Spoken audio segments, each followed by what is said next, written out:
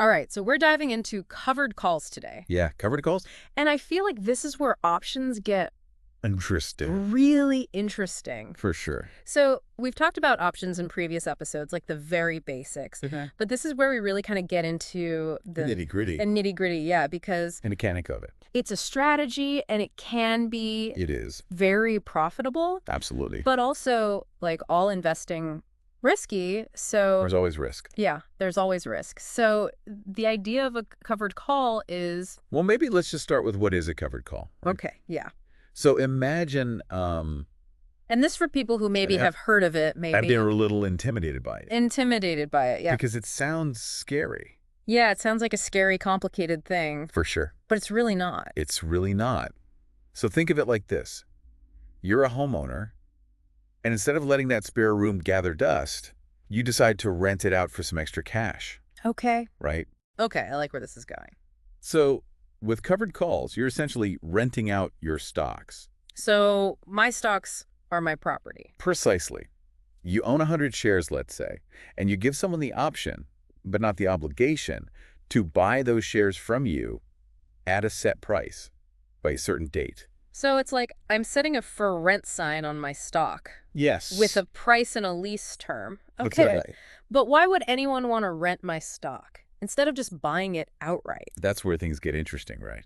So the renter in this case is betting that the stock price will go up. Okay. They're paying you a premium for the right to buy your shares at that preset price, even if the market price goes higher. Wait, so if the stock price goes higher than my rental price, I'm forced to sell. Yeah, Doesn't that mean I'm missing out on potential profits? that is the trade-off. Right. So you're capping your potential gains in exchange for that upfront premium. So it's not for those high growth, volatile stocks everyone's chasing. It's not. This is more of a slow and steady wins the race kind of strategy? Exactly. Think of it as an income-generating strategy, best suited for stocks you believe will remain stable or experience modest growth. Okay. Right. All right, I see where this could be useful, Yeah. especially if you're not expecting a stock to skyrocket anytime soon. Right. But let's get real. What happens if things go south? What if the stock price plummets? Am I stuck with a bunch of underwater shares and no compensation? So remember, you still own the underlying shares. Okay. So you're exposed to the same risks as any other shareholder. The covered call doesn't eliminate your downside risk. Okay, so there's no magic bullet. There isn't. I was hoping for a way to make money no matter what the market does. I guess that's asking too much. It is, right. There's always risk involved in investing, but with covered calls, you're strategically mitigating some of that risk while generating income. So it's about figuring out how much risk you're comfortable with Yes. and choosing a strategy that aligns with your goals. Absolutely, and that's why it's crucial to select the right stocks for covered calls. Not every stock is a good candidate. Okay, so let's talk about that. What makes a stock ideal for this? You want to look for companies with solid fundamentals, consistent earnings, and maybe even a history of paying dividends. So blue chip companies, Exactly, yeah. established The industry. kind of companies you'd be comfortable holding for the long term, even if there aren't any flashy headlines or sudden spikes in price. Because with covered calls, I'm not necessarily banking on huge price swings, right? Right, It's more about generating that consistent income from the premiums. that's right. Okay. Now, within that world of steady eddies, you also want to consider the stock's dividend yield. Ah, dividends. That sweet, sweet passive income. So it's like getting paid twice, right? Once Yeah. from the premium on the covered call and again from the company itself. You got it. Okay, so you're squeezing even more value out of your existing portfolio. That's a good way to put it, yeah. It's not about getting rich quick. It's about playing the long game. It's a strategy for investors who are comfortable with a more conservative approach, but still want to maximize their returns. All right, I'm feeling more and more intrigued by this covered call concept. But before we jump into choosing strike prices and expiration dates, let's address the elephant in the room, the risks. Okay. We've touched on some already, Sure. but are there any others that people often overlook? One that comes to mind is the opportunity cost. Okay. Remember, you're capping your potential upside, so if the stock suddenly takes off, you'll miss out on those big gains. Yes, FOMO, fear of missing out. Exactly. It's a powerful emotion, It is, especially when you're watching a stock. especially in the investing world. Yeah, and it just keeps climbing. Right. And you're like, oh, I wish I had held on to those shares. Yeah, So it's all about balancing that potential for steady income right. against the possibility of missing out on a windfall.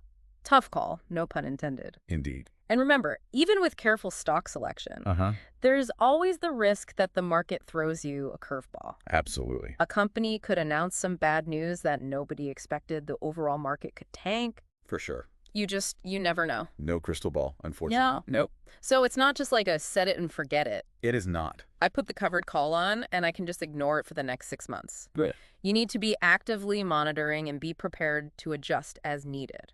It's like being a gardener, tending to your investments, Hmm. making sure they're thriving even in unpredictable weather. This is all starting to make a lot of sense. I'm seeing how covered calls can be a really valuable tool, but it definitely requires that deeper understanding of how options work and the dynamics of the market. Absolutely. Okay, before we move on to actually executing a covered call, are there any other big warning signs we should be aware of? Situations where someone should absolutely not use this strategy? Let's see. Yeah, like red flags. If you can't stomach the thought of potentially selling your shares, Yeah. maybe because they have sentimental value or they're a core part of your long-term portfolio. Right, it's not about clinging on to those shares no matter what. It's not, no. You have to be okay with letting them go. Right. If the price hits that for rent sign, so to speak. You got it. What else? Think about your financial situation and time horizon. Okay. Covered calls can tie up capital for a while, so you need to make sure you have sufficient liquidity and aren't relying on those funds for immediate needs. Okay, so this isn't a get-rich-quick scheme Right. for someone who needs cash right away. Yeah, not a good fit for that. It's more of a long-term. It's a longer-term strategy. Yeah, for people who are okay with tying up their money for a bit. Mhm. Anything else? Taxes are a big one, something people often forget about. Oh, of course, yeah. The premiums you receive are considered income, Right. so factor that into your overall tax planning. So it's not just about the raw numbers. It's not. You have to look at the net profit after taxes. That's right. Anything else we should be mindful of? Well, information is key. Always. Always, always. Make sure you're staying up to date on market news. And any events that could impact the stocks you're considering. Earnings announcements, industry trends, even global events. Okay. These can all influence stock prices and therefore the effectiveness of your covered call strategy. So you need to be engaged, informed, and ready to adapt. Yes. All right. Well, I think we've laid a solid foundation here, covering the basics and the potential pitfalls. Ready to move on to the more exciting part, actually putting this strategy into action. Absolutely. Let's do it. Let's dive into the mechanics. Okay, so I'm ready to roll up my sleeves here Yeah. and get into the nuts and bolts of actually writing a covered call.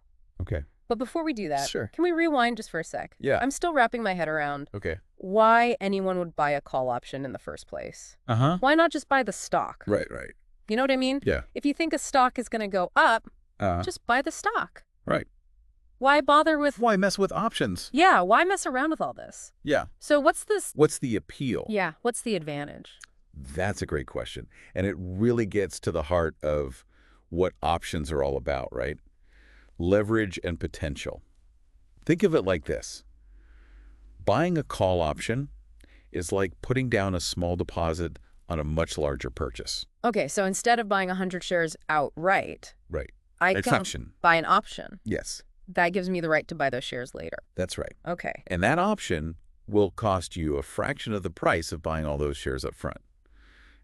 It's like having the potential upside of owning a lot more stock than you could afford to buy outright. So it magnifies your gains, Yes. but what's the downside? Right. What if it goes down? Well, in that case, the option expires worthless, and you'd lose only the premium you paid for it, right? It's limited risk, but there's still risk. Okay, so high potential reward, Yeah. but also high risk of losing everything. You lose the premium, Okay. but not more than that. Right. So it's limited in that sense. Okay. But it is still a risk, right? Yeah. You lose your whole investment in that option. Okay, so how does this all tie back to the covered call? Okay. How does the buyer's strategy impact me as the seller? So let's walk through a hypothetical scenario. So Yeah. say you own 100 shares of company ABC, currently trading at $25 per share. Okay. All right. You decide to sell a covered call with a strike price of $30, expiring in a month. Okay. You believe ABC is a solid company, but don't expect a huge price jump in the short term. Okay, so I'm essentially saying, hey, if somebody wants to bet that this company is going to go above $30 Yes. in the next month, I'm willing to sell them my shares at that price. That's right. But I'm not just doing this out of the goodness of my heart. Right. I'm getting something in return, right? Right. That's where the premium comes in. So let's say for this example, you receive a premium of $1 per share for selling this call option. Since each contract represents 100 shares, you'll pocket $100 up front. Ah, Yep. okay. So I'm getting $100 no matter what happens to the stock price. That's right. But now let's play out the scenarios. Okay. What if the stock price stays below $30? That's the best case scenario for you as the covered call seller. The option expires worthless, the buyer doesn't exercise their right to buy your shares, and you get to keep your shares and the $100 premium. So that's a win-win. It's a win. I make a little extra cash and my original investment is intact. Exactly. What if the stock goes up, but it doesn't go above $30? Same outcome. Really? Same outcome. The option expires worthless, you keep your shares and the premium. So it could go to $28. It could go to $29.99. Oh, wow. Right. Okay. The buyer only benefits if the stock price goes above the strike price you set. Okay, so you're really banking on. You're betting on the stock. Yeah, you're betting on the stock. Or not betting on the stock, right? Yeah. You're saying it's not gonna go up. Right. Okay. That's right. I'm starting to see how this can be profitable Yeah, if you're right. if you're right about this stock movement. But now let's get to the nail biter. What if it shoots up to $35? Now the option buyer is happy. They're going to exercise their right to buy your shares at $30, even though they're now worth $35 on the open market. So I'm forced to sell at a lower price than the current market value. You are. So I get the $30 per share plus my $1 premium, but I'm missing out on that extra $4 per share. That's the opportunity cost we talked about earlier. Right, okay. Yeah.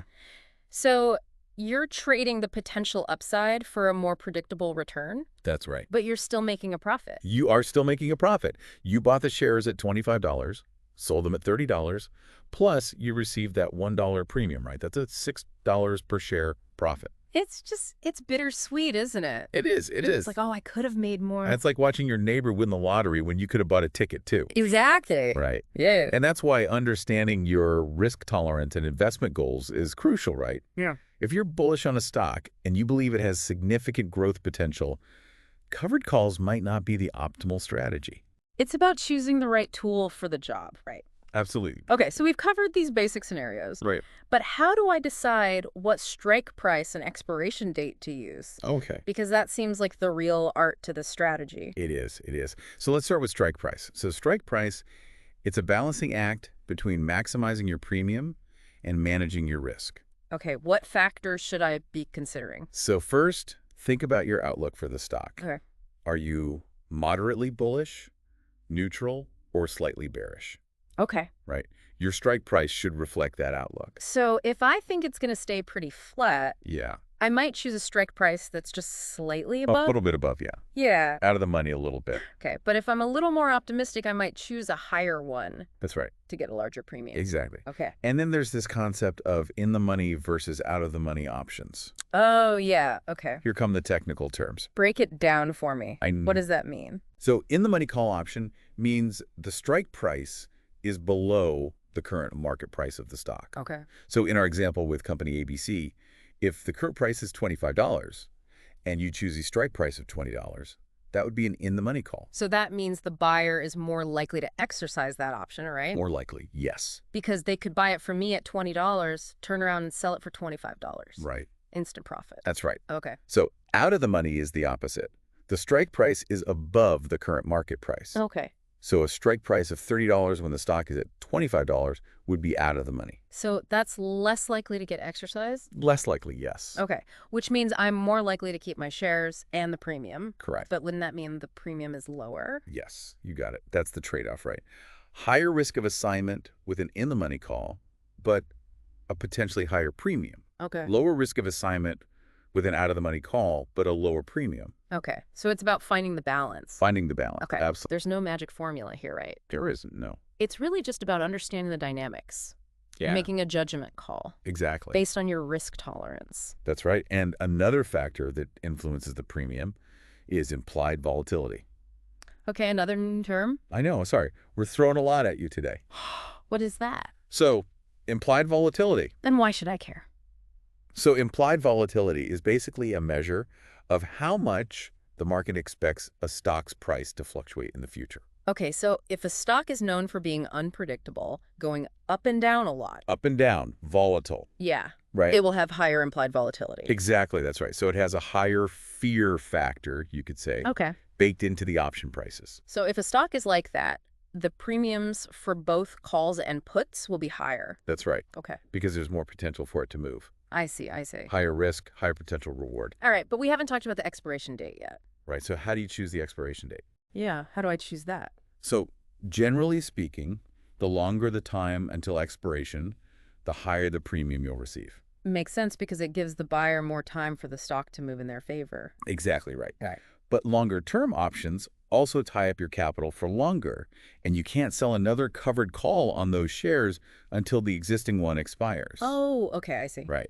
So if I'm looking for a quick income boost, I might go with a shorter term, Term, yeah. like a month or two. Yeah. But if I'm more patient and okay with my money being tied up, I might go for a longer term That's right. to get a bigger premium. You got it. Okay, so again, it all comes down to my personal goals Absolutely. and how much risk I'm willing to take on. Risk tolerance, Yeah. time horizon, all of that good stuff. Okay, this is starting to feel a lot less intimidating than I thought it would be. Good, good. It's really just about understanding the basic principles Uh-huh. and then applying them. Applying them to your specific situation. Yeah, That's right. but I have to admit, I'm still a little bit nervous about making the wrong move. Sure. Are there any common mistakes that people make? Oh, absolutely, yeah. Any pitfalls to avoid? Even experienced traders can make mistakes with this, you know? Okay, so what are some of those common slip-ups? So one common mistake is not understanding the assignment risk. Okay, remind me what that means.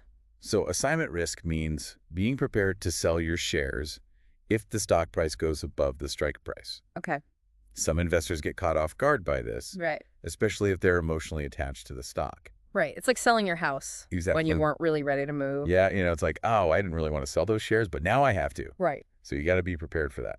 okay. Another mistake is choosing the wrong strike price. Okay, Some people get greedy and choose a strike price that's too high, hoping for a massive premium. But that also increases the risk of the option being exercised, and they end up missing out on potential profits if the stock takes off. so it's all about finding that balance. Finding that balance. Yeah, Not being too greedy, not being too greedy. but also not leaving money on the table. That's right. Okay. Another pitfall is not monitoring your positions closely enough. Yo. The market can change quickly, and you need to be aware of any events that could impact your stock price. So it's not a set it and forget it. No, I put the covered call on no, and I just ignore it for the next 6 months. that's not a good idea. Okay. Not with options. You need to stay engaged and be ready to adjust if needed. That's right. And there are ways to adjust, right? You can manage your position.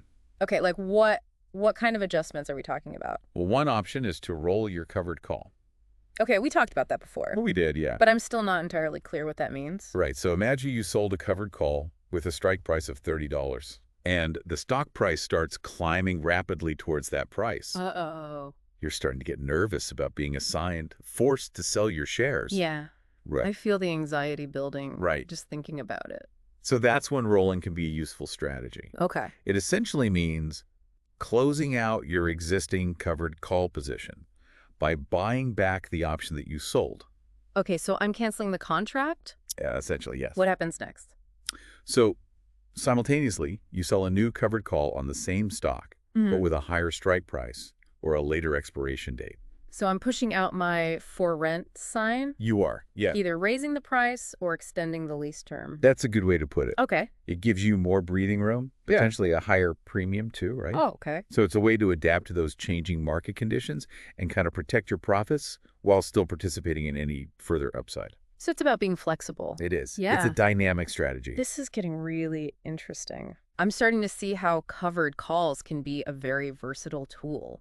They are. It's not just a one-size-fits-all approach. It's not. There are all these different ways that you can Tweak it, yeah.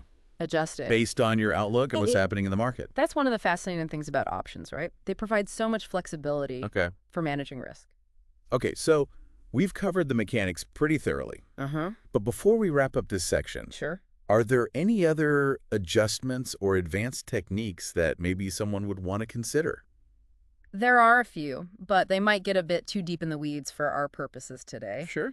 But one concept that is worth mentioning is using covered calls to manage your cost basis. Okay, now what's cost basis? Right, so your cost basis is simply the price you paid for an asset, Okay. in this case, a stock. Okay. So if you sell a covered call, and it's a sign, you're essentially selling your shares at the strike price. But here's the interesting part. The premium you received reduces your effective cost basis. Wait, so if I buy a stock at $25, sell a covered call at a $30 strike price, and I get a $1 premium, my effective cost basis is now $24. You got it. Oh, wow. It's like getting a discount on your original purchase price. I like the sound of that. And that can be a powerful way to enhance your overall returns. It's like having your cake and eating it too. Right. You get the premium, Yeah. and it lowers your break-even point. That's right. And that's just one example of how covered calls can be used strategically beyond simply generating income, right? Okay. They can be a valuable tool for managing risk, enhancing returns, and tailoring your portfolio to your specific goals. Okay, so my head's spinning a little bit, I know it's a lot. but in a good way. In a good way, yeah. It's It's a lot to process. a lot to take in. It is. I'm starting to see the potential here. Yeah, the power of options. It's like opening up this whole new dimension of investing. It is. It is. All right, well, I'm feeling pretty good about the mechanics now. Good. Ready to shift gears and talk about the big picture. Let's do it. All right, so we've unpacked all the mechanics, Uh-huh. the risks, Yep. even some of those more advanced techniques. Yeah. But I'm curious, what's the big takeaway here? If somebody's listening to this, thinking about maybe getting into options, why should they care about covered calls? I think what's really compelling about covered calls is they challenge a common assumption in investing. Oh, You know, the old saying, buy low, sell high. yeah. Well, covered calls offer a way to make money even when the market isn't cooperating with that simple mantra. It's like flipping the script. It is. Yeah. It's a whole different way of thinking about generating returns. So it's not about timing the market. Not necessarily, no. It's about finding those opportunities. It's about income generation, risk mitigation. Okay. Right. So using covered calls, you can potentially enhance your returns on stocks you already own. And it gives you a little bit of a buffer against the market going down. It's like adding shock absorbers to your portfolio. I like that. Yeah. It smooths out the ride. It makes it a little less bumpy. Yeah. But of course, like any investment strategy, There are risks. there are risks. We've covered those. We have. It's not a free lunch. It's not. No, it's not a strategy for every investor Yeah. or every stock. Not at all. But for somebody who's looking to maybe generate a little extra income Yeah. from their portfolio and maybe Yeah. sleep a little better at night, covered calls could be They can be a good fit. Yeah, a good tool. for sure. But I think the big caveat here is that this is not a passive strategy. No. This is not something you just set and forget. Requires active management, ongoing monitoring, You need to be paying attention. willingness to adapt to Yeah. those changing market conditions. Yeah, doing your research, staying informed. Yep. So this is a good fit for somebody who likes that strategic side of investing. For sure. Enjoys the challenge Yeah. of analyzing the market, making calculated decisions. So if somebody is listening to this and thinking, okay, this sounds pretty interesting, I want to learn more, what's the best way to get started? Well, first and foremost, education is key.